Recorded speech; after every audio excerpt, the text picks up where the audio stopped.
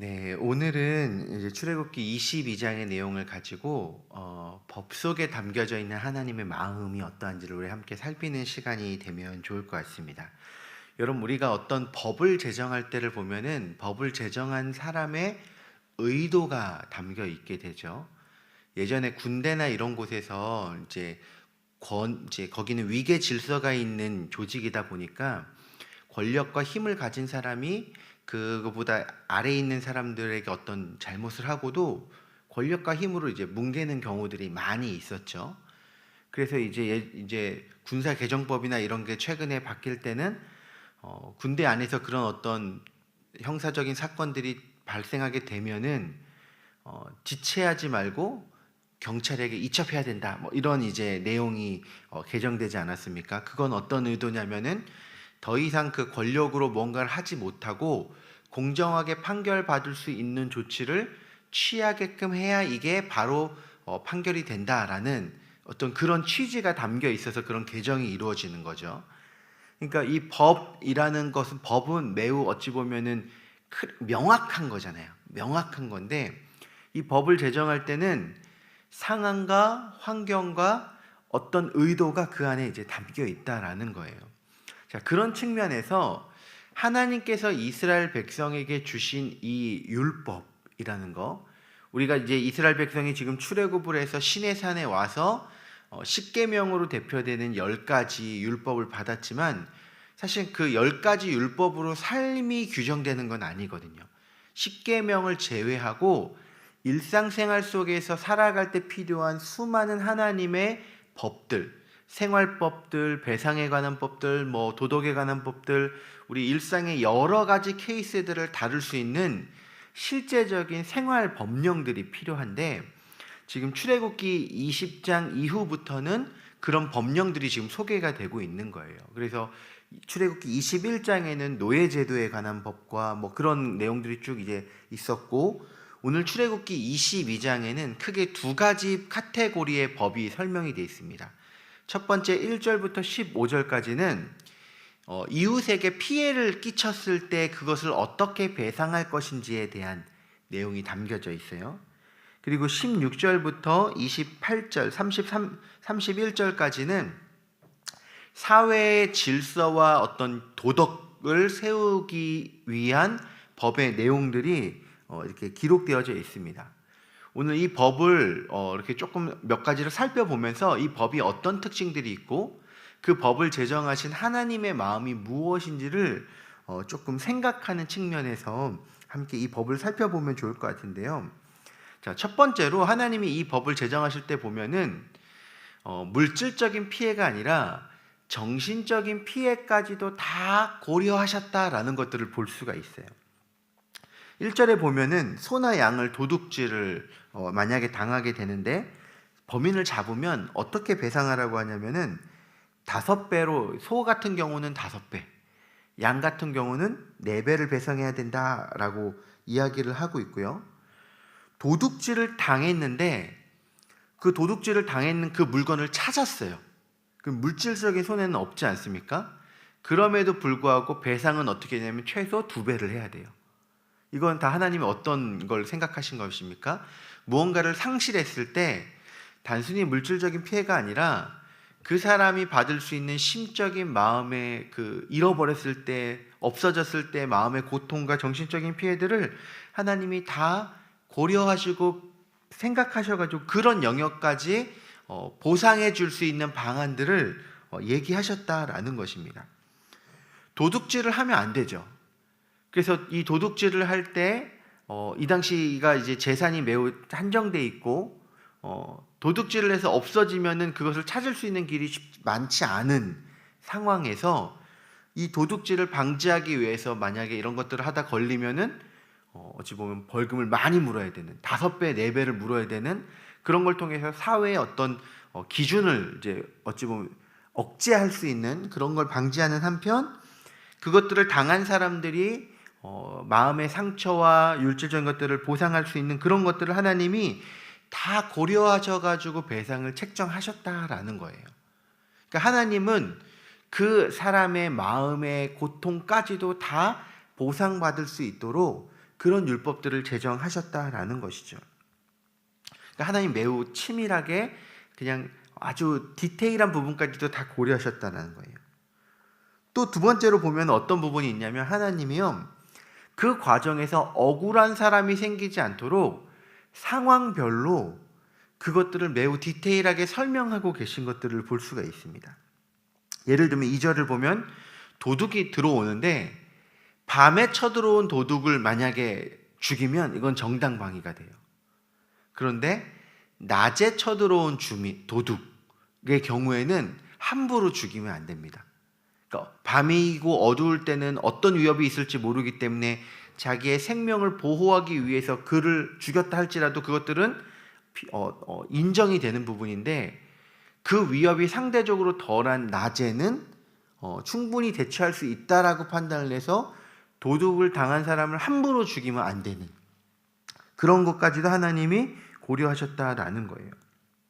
그리고 만약에 자기가 기르는 짐승이 남의 포도밭에 들어가서 뭔가를 먹었다, 그러면 이제 보상을 해야 되는데 그럴 경우에는 어떻게 보상을 하겠냐면 내가 가진 것 중에서 제일 좋은 것으로, 그러니까 피해를 끼친 사람의 입장에서는 내게 있는 가장 좋은 것을 주면서 그 사람에게 보상을 하게 하고, 보통은 좋은 거를 먹고 제일 나쁜 걸 주면서 이렇게 할 수가 있잖아요. 근데 그런 걸 다 방지하기 위해서 하나님께서 누군가에게 피해를 끼쳤을 땐 내게 있는 가장 좋은 것으로 배상하게끔 아주 세밀하게 하셨다라는 것이죠. 근데 만약에 이런 케이스들도 있겠죠. 내가 나의 물건을 누군가에게 맡겼는데 그 사람이 고의로 그 물건을 숨길 수도 있고, 혹은 그 사람이 전혀 고의가 없었는데 다른 누군가에게 또 도둑질을 당할 수가 있잖아요. 그러면은 그럴 경우에는 어떻게 하냐면은 고의로 한 것이면 그것에 대해서 어찌 보면 재판장 앞에 가가지고 판결을 받아요. 그런데 고의로 하지 않았다라고 하고 그것들을 아무도 누가 훔쳐갔는지 모르게 될 경우에는 하나님 앞에서 내가 일부러 한 것이 아닙니다 라고 선언을 하면은 그거는 무조건 믿도록 했어요. 다른 별도의 배상을 하지 않습니다. 하지만 누군가가 그것을 받거나 아니면 그 사람의 집에서 그것을 분실했을 때는 그런 것들을 또 배상하도록 했어요. 하나님께서, 그러니까 지금 보면은 각 케이스마다 하나님께서 그 상황에 따라서 매우 세밀하고 디테일한 조항들을 다 설정해서 이랬을 경우 저랬을 경우를 다 고려해가지고 하나님이 그럴 경우에는 이렇게 해라 저렇게 해라를 지금 이스라엘 백성들에게 이야기하고 있다는 거예요. 여기에 담겨있는 하나님의 마음은 무엇입니까? 누군가가 어떤 이 법령으로 인해 생길 수 있는 선의의 피해자가 존재하지 않도록 매우 디테일하게 그 법령들을 살펴가지고 만약의 경우에 억울한 상황이 생기지 않도록 하나님이 그런 것들을 다 고려하셨다라는 것들을 볼 수가 있다라는 것이죠. 근데 그 가운데서도 하나님이 세우고자 하는 어떤 기준이 있었어요. 공동체 모두가 인정해야 되는 기준은 하나님 앞에서 맹세하고 어떤 일을 행했다면 그 일에 대해서는 따지지 말고 그냥 믿어라 라고 이야기하는 거예요. 여러분, 여기에는 어떤 정신이 담겨져 있는 것입니까? 만약에 누군가가 하나님 앞에서 범죄를 하게 될 경우에는 그거는 하나님이 직접 판단을 하시겠다라는 거예요. 하나님 앞에서 감히 거짓말을 하면서 뭔가를 할 정도라면 그건 하나님이 직접 판단하실 건데, 그것마저도 믿지 못하면 어떻게 되는 것입니까? 사회적으로는 누구도 신뢰할 수 없는 상황이 되는 거예요. 그러니까 하나님 앞에서 그 사람이 행하고 했던 것들에 대해서는 모두가 믿고 신뢰하는, 그 정도까지 가지 않을 것이다, 그 정도까지 속이지는 않을 것이다 라는 전제를 다 깔린 상태에서 어떤 그런 배상을 하도록 했다라는 거죠. 자, 하나님께서는 그 사람의 마음의 피해, 그 사람이 처할 수 있는 혹시라도 억울할 수 있는 상황까지도 다 고려하고 배려해가지고 이런 율법들을 정했다라는 것에서 담겨져 있는 하나님의 마음 무엇입니까? 하나님의 공정함이 그 안에 담겨져 있는 거예요. 하나님은 공의로우시고 공정한데 어떤 법으로 인해서 생길 수 있는 어떤 억울한 피해자가 발생하지 않는 부분까지도 다 고려해서 이스라엘 백성들에게 하나님의 질서와 율법을 따져가도록 하는 것이죠. 여러분, 이런 법을 통해서 궁극적으로는 누가 이득을 얻을 수 있겠습니까? 공동체가 이득을 얻을 수 있어요. 도둑질을 당하지 않게 되고, 도둑질을 당했을 때 그것들에 대해서 배상을 받을 수 있는 길들이 생기고, 그 일들을 통해서 사회가 정의로워지고 안전해질 수 있도록 하는 것이죠. 자, 두 번째로 하나님께서 그 사회 16절 이후에 보면은 도덕에 관한 법률을 하시는데, 여기를 보면은 하나님이 아주 명확하게 하나님의 절대적인 기준에 대해서 강조하고 있는 것들을 볼 수가 있습니다. 첫 번째로 무엇이냐면 18절, 19절, 20절에 보면은 무당을 절대로 살려두지 마라. 짐승과 행음하는 자를 반드시 죽여라.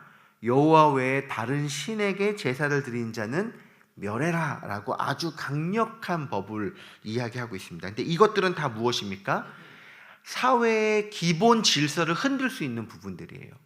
무당이 하는 일은 무엇입니까? 이 당시에 무당은 이제 하나님 외에 다른 신을 섬기는 사람, 그리고 하나님 아닌 다른 신뢰의 근거를 두는 사람들이죠. 그래서 그것들을 통해서 백성들을 미혹하고 속일 수 있는 그런 위험들은 하나님이 공동체에 애초에 남겨두지 않도록 아주 강력하게 다 멸해라라고 했습니다. 짐승과 행음하는 자, 성적으로 타락한 거죠. 이 당시에 이제 이런 것뿐만이 아니라 뒤에 보면은 동성애를 하는 자들에 대해서도 반드시 죽이라라는 명령들도 나옵니다. 그러니까 성적으로 그 사회의 도덕적인 기준들이 되는 것이 남자와 여자가 서로 결혼을 해서 이 결혼이라는 제도를 통해서 어떤 성적인 순결함을 유지해 가도록 하는 그 기준들도 하나님이 어기지 않도록 요구하고 계신 거예요. 그리고 신앙적인 순결함을 위해서 하나님 외에 다른 신을 섬기는 자는 최소한 이스라엘 공동체에는 없어야 된다는 것입니다. 지금 하나님이 이 율법을 주신 전제는 어디에 있습니까? 이스라엘 백성들에게 주신 것이죠. 하나님을 믿기로 작정하고 하나님의 질서와 율법을 따라 살기로 작정한 자들이기 때문에 그들에게 하나님 외에 다른 신앙과 다른 믿음이 필요로 하지 않는 거예요. 그래서 그런 자들에 대해서는 아주 철저하게 멸할 것을 이야기하고 계십니다. 그러니까 하나님은 신앙적인 관점에서, 그리고 사회의 기본적인 관점을 무너뜨리는 일들에 대해서는 철저하게 심판할 것을 명하고 있다라는 거예요. 자, 여기서는 무엇이 보이냐면 여기도 하나님의 공의로움이 보이는데, 앞에 했던 배상에 대한 법들을 보면 공의와 억울함을 당하지 않을 수 있게 하는 또 하나님의 사랑과 배려가 함께 담겨 있죠. 그러니까 이 율법 전체를 나타내고 있는 하나님의 정신은 뭐냐면 공의와 사랑이라는 것들을 볼 수가 있습니다. 그러니까 공정하게, 하지만 그 상황에서 억울함을 당하지 않는 하나님의 배려와 사랑이 담겨져 있는 것이죠. 그런 하나님의 사랑이 또 담겨져 있는 율법들이 22절, 21절 이후로 보면은 또 이웃과 관련된 법 중에서 나옵니다. 하나님이 이웃과 관련된 법들을 명하시는데, 과부나 나그네들, 과부나 고아들, 이 사람들의 공통점은 무엇입니까? 자기가 어떤 의지할 대상이 없는 매우 사회에서 열악한 계층의 사람들이에요. 그런데 그런 사람들을 압제하고 그 사람들을 수탈해서 그들을 위해서 원망과 불평이 나오도록 하는 그 대상은 하나님이 그들에게도 판단해서 그들을 심판하시겠다라는 거예요. 그러니까 너희가 애굽에서 나그네였고 고아였고 과부였던 그런 입장들을 배려해서 동일하게 사회적으로 어려운 위치에 처해 있는 자들을 향해서는 너희가 긍휼과 은혜를 베푸는 입장으로 서야 된다라고 하나님이 이야기하시는 겁니다. 지금 어쩌면 사랑을 요구하고 계신 거예요. 하나님께서는 이스라엘 백성들에게 지금 맥락 속에서 너희는 각 개인으로서 지금 이야기하는 것이 아니라 하나님을 믿는 공동체다라는 전제에서 지금 율법을 주신 것입니다. 그래서 보면은 이런 얘기들이 있어요. 이웃에게 돈을 주는데 그 이웃이 매우 가난하고 힘든 자면은 이자 받지 말라. 그 이웃에게 만약에 옷을 뭘 배상을 받아야 돼서 그 사람의 옷을 뺏었는데 해가 지기 전에는 다시 돌려줘라. 왜냐하면 밤이 추운데 그걸 다 뺏어가면 그 사람이 또 해를 당하니까 밤에는 다시 돌려주라고 얘기를 하는 거예요. 그러니까 지금 이 법에 다 어떤 것들이 있는 것입니까? 하나님의 자비하심을 근거로 해서 이웃을 사랑해야 된다라는 전제 가운데 율법들이 주어졌고, 그러니까 그 율법이 막 우리 칼처럼 엄격한 것이 아니라 그 안에 다 배려를 받을 수 있는 것들을 다 이야기하고 있다라는 것입니다. 심지어는 이것이 짐승에게도 적용이 됩니다. 30절에 보면은 소와 양도 이제 하나님 앞에서 할 때 어미와 바로 예를 들어서 소가 어떤 이제 송아지를 낳으면은 바로 이 헤어지게 만들지 말고 최소한 일주일은 어미와 함께 있다가 헤어지게 해라 라고 하나님이 실제로 짐승들의 그 마음까지도 헤아려서 그런 것들을 지금 법률을 제정하고 있는 것들을 볼 수가 있습니다. 그러니까 하나님이 요구하시는 기준은 그거죠. 거룩한 사람이 되되 이웃에 대한 사랑을 품고 그 사랑 가운데서도 손해를 보지 않도록 살필 수 있는 그런 여러 가지 마음들을 하나님이 다 고려해서 율법을 주시고 계시다라는 거예요. 그러니까 오늘 출애굽기 22장에 나오는 하나님의 모습은 큰 맥락에서 그래서 공의와 사랑의 모습이 잘 어우러져 있는 모습을 우리가 볼 수가 있습니다. 여러분, 이런 하나님을 우리가 오늘날에 섬기고 따라가고 있는 거예요. 그렇다면 오늘날 우리의 삶 속에서도 사실 어떤 정신들이 나와야 되냐면 하나님의 공의와 사랑을 기반으로 한 삶의 태도들이 나와야 됩니다. 예를 들면은 하나님 앞에서 공의로워야 된다는 건 무엇이죠? 정직해야 되고 하나님 앞에서 누구도 손해보지 않도록 내가 어떤 것을 가지고 누군가에게 폭리를 취할 수 있는 그 사람의 어떤 실수와 연약함에 대해서 가혹하게 그 사람을 수탈해서 무언가를 누릴 것으로 여기는 것이 아니라 내가 손해를 보고 내 마음의 상처가 어느 정도 해소될 정도로 그 사람과의 관계를 할 때 그 사람이 너무 피해를 보지 않도록 배려하고 살피는 전제 속에서 그 일들을 이루어 가라고 하는 오늘날 하시는 거예요. 성도들 간에 누군가 어떤 분쟁들이 생길 수가 있죠. 그런데 그때 너 죽고 나 살자 이런 맥락으로 할 것이 아니라 그 사람도 하나님의 자녀고 나도 하나님의 자녀이기 때문에 서로가 서로를 배려하는 관점에서 대해야 될 것을 하나님이 오늘 우리에게 요구하고 있는 것입니다. 하지만 하나님의 신앙을 무너뜨리는 그런 어떤 일들에 대해서는 매우 단호하게 대처해야 되는 거죠. 예를 들어서 교회 공동체에 이단이 들어왔다. 그러면은 그 이단에 대해서는 철저하게 몰아내야 되는 거예요. 하나님에 대한 신앙을 무너뜨리는 그 기준들을 요구하는 어떤 사람들에 대해서는 철저하게 단호해야 되지만 함께 하나님을 믿는 성도들 안에서 함께 공동체 생활을 해나가야 될 때는 그 안에 사랑과 배려와 공동체를 살피는 마음으로 행할 것을 이 율법의 정신을 통해서 하나님이 오늘날에도 요구하고 있다라는 것입니다. 자, 그런 측면에서 우리가 우리 이웃들을 어떤 마음으로 봐야 되느냐, 긍휼히 여기는 마음. 하지만 그것을 통해서 내가 손해를 보지 않고 또한 함께 서로를 배려하며 살필 수 있는 그런 질서들을 서로 지켜가야 한다라는 거죠. 말씀을 마무리하겠습니다. 여러분, 법 속에 하나님의 마음이 담겨져 있죠. 하나님은 이 법 속에 하나님의 공의와 사랑의 정신을 심어 두셨습니다. 그리고 그것은 하나님의 성품입니다. 하나님이 그렇게 우리들을 또한 다루고 계시고 우리의 세밀한 부분들, 우리가 혹시라도 억울한 일이 당할 것을 하나님이 다 배려해가지고 오늘날에도 우리를 인도하시고 살피고 계신 것입니다. 그래서 혹시나 억울한 일이 생겼을 때는요, 하나님 앞에 엎드려서 기도해야 되는 것이고요, 우리의 어떤 억울함을 하나님께서 풀어주시고 또한 해결해 주시도록 하나님께 맡겨야 되는 것이고요, 우리 이웃에 대해서도 우리가 사랑의 정신을 가지고 배려와 존중으로 살펴야 되는 것을 기억하는 우리 모두가 되었으면 좋겠습니다. 그래서 우리가 하나님 앞에서 굳건한 믿음을 가지고 또한 바르고 정직한 신앙을 가지고 이 하나님의 공의와 사랑이 오늘날의 우리의 삶 속에서도 잘 실천되어 될 수 있으면 좋을 것 같습니다. 하나님 요구하시는 거 31절에 보면은 너희는 내게 거룩한 사람이 될지니라고 이야기하셨거든요. 거룩한 것, 죄를 멀리하고 하나님을 따라 닮어 가는 것, 하나님을 닮아서 오늘 하루가 하나님 앞에서 바르고 합당한 삶으로 힘쓰는 오늘 우리의 삶이 되었으면 좋겠고요. 또한 우리의 모습을 통해서 그런 하나님의 모습들이 우리 이웃에게 전달되어질 수 있는 그런 아름다운 통로의 역할을 감당하는 저와 여러분들 되시기를 주님의 이름으로 축원합니다. 이 시간 우리 말씀을 생각하면서 우리 함께 기도할 때는